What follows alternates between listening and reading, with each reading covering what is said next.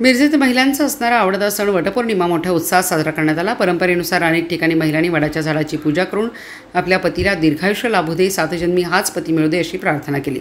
दरवर्षी ज्येष्ठ महिन्याच्या पौर्णिमेला वटपौर्णिमेचा सण साजरा केला जातो। पौराणिक कथेनुसार याच दिवशी सावित्रीने आपला पती सत्यवान याचे प्राण यमराजाकडून मागून घेतले होते।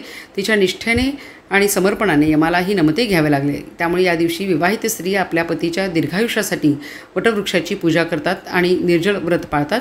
व्रताच्या निमित्ताने काही स्त्रिया निर्जल उपवास करतात। वडाची पूजा झाल्यानंतर व्रत सोडले जाते। काही जणी सूर्यास्तानंतर व्रत सोडतात। या व्रताचे पालन करताना पतीच्या दीर्घायुष्यासाठी प्रार्थना केली जाते।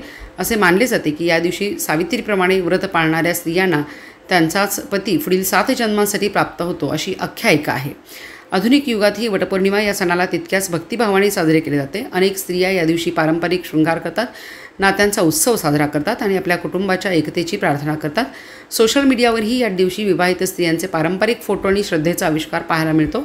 वटपौर्णिमा म्हणजे केवळ एक धार्मिक विधी नव्हे, तर ती नात्यांची पुन्हा एकदा नव्याने ओळख करून देणारी आणि त्यांच्या घट्ट विणीत श्रद्धेची गाठ बांधणारी दिव्य परंपरा आहे। तो सर्वच ठिकाणी साजरा केला जातो। शहरातील अनेक ठिकाणी महिला मोठ्या संख्येने वडाच्या झाडांची पूजा करताना दिसून आल्या।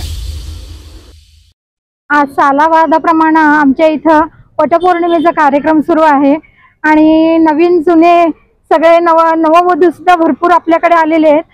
या वटपौर्णिमेचं महत्त्व म्हणजे आज सत्यवानाचा जीव सावित्रीनं वाचवलेला एक प्रतीक म्हणून आपण वटपौर्णिमेची आराधना करतो। आणि वटपौर्णिमेचे ज्या वटवृक्षाखाली सावित्रीनं सत्यवानाचा सत्यवानाचं शरीर ठेवलं होतं आणि यमाकडून आज प्राण आणलेला आहे।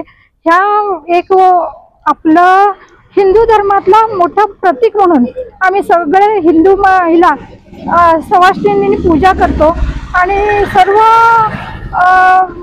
समाजातून आपल्या इथं सगळीजणी येऊन ही पूजा आरती व्यवस्थित केलं जातं आणि हे आयुष्य मागितलं जातं आणि आमच्या प्रत्येक महिला आपल्या सौभाग्याचं अखंडत्व हे टिकून राहण्यासाठी प्रार्थना केली जाते आणि ही वटवृक्षाला आमचे आम्ही वटवृक्षाकडून पूर्ण आशीर्वाद मागतो।